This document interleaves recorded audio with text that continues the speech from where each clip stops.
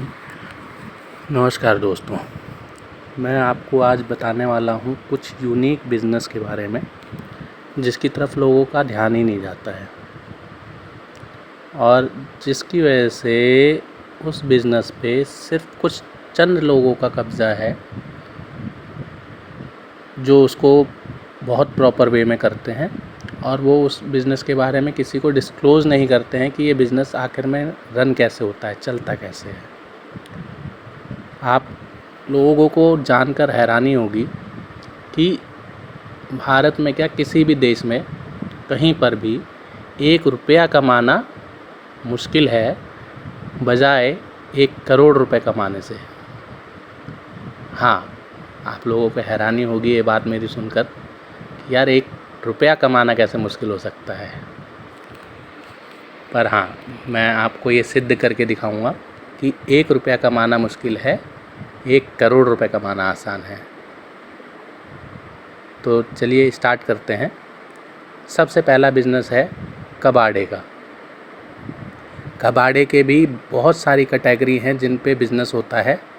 हम सबसे पहले जो कैटेगरी चूज़ करते हैं वो हम चूज़ करते हैं आयरन मतलब लोहा। अब आप लोगों ने कई कबाड़ियों को देखा होगा, वो चुम्बक लेके रिक्शे में बांध के 10-12 चुम्बक लेते हैं, वो उसका रोल होता है चुम्बक का, उस रोल को लेके एक डंडे में पिरो के और उस रिक्शे को खींचते हुए चलते हैं और हर 500 मीटर 1 किलोमीटर के दायरे में उसको साफ़ करते रहते हैं। रिक्शे पे उसको जो भी लोहा वो ग्रैब करता है उसको झाड़ते रहते हैं और वो पूरे दिन भर में 20 से 25 किलोमीटर चलते हैं। ठीक है, वो रिक्शे को लेके 20 से 25 किलोमीटर चलते हैं और औसतन निकाला जाए तो 1 किलोमीटर में उनको आधा किलो लोहा निकल के आता है। तो 25 किलोमीटर चल रहे हैं, इसका मतलब उनके पास जो लोहा निकल के आता है वो कितना लोहा निकल के आता है आप कैलकुलेट कर सकते हैं, 12.5 किलो। ठीक, अब 12.5 किलो में मतलब हम अप्रॉक्स मान लेते हैं 12 किलो ही मान लेते हैं कि 12 किलो उनके पास निकल के आता है। आज अगर हम लोहा स्क्रैप में भी बेचते हैं तो वो 30 रुपये किलो जाता है। ठीक है, तो 12 या 36 360 रुपये, 360 रुपये का 12 किलो लोहा आपका हो गया। तो ये तो हो गया एक छोटा सा वो। अब 360 रुपये का जो लोहा हुआ, जब आप लोहे को चुंबक के थ्रू लेते हैं तो उसमें कई सारी ऐसे भी लोहे की चीज़ें आ जाती हैं जो काम की होती हैं। ठीक, ये तो एक छोटा सा उदाहरण था। वो बहुत ही स्केल पे करते हैं इस काम को और वो ज़्यादातर कंस्ट्रक्शन लाइन के आसपास घूमते हैं। जहाँ पे कंस्ट्रक्शन होती है वहाँ पे उनका जो औसतन लोहे का कंजम्पशन होता है, मतलब ज़्यादा होता है, तो वो लोहे के टुकड़े, आयरन रॉड्स, ये सारी चीज़ें वहाँ पे मिल जाती हैं। तो एक दिन में 50-50 60-60 किलो भी लोहा इकट्ठा करके ले जाते हैं। आप सोच सकते हैं अगर उन्होंने 50 किलो लोहा इकट्ठा किया 5 या 15, तो उन्होंने कितने का काम कर लिया, 1500 से 1600 का काम, जो कि किसी की नज़र में नहीं होता और कोई एफर्ट नहीं लगाना होता उसमें। रिक्शा खींचते जाओ, उसको साफ़ करते जाओ। ठीक, एक तो हो गया ये छोटा सा। दूसरा होता है रद्दी का। अब रद्दी आप न्यूज़पेपर आप लोगों के घर में आता है, न्यूज़पेपर आप लोग बेच देते हैं। न्यूज़पेपर से बहुत सारे काम होते हैं, बुक्स होती हैं, न्यूज़पेपर्स होते हैं, पम्पलेट होती हैं, ब्राउज़र होते हैं, मतलब पेपर का अलग अलग वो होता है, रिसाइकिल होता है पेपर।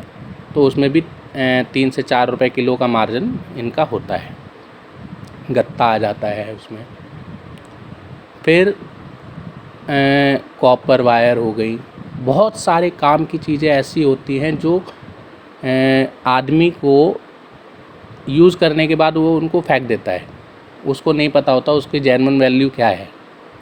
अब जैसे आप लोगों ने कभी फ्रिज आपका ख़राब हो जाता है तो आप क्या करते हैं, उसको कबाड़ी को देते हैं। कबाड़ी क्या देता है उसका 500-600 रुपये। अब कबाड़ी वाला उसको अलग अलग पार्ट करके बेचता है।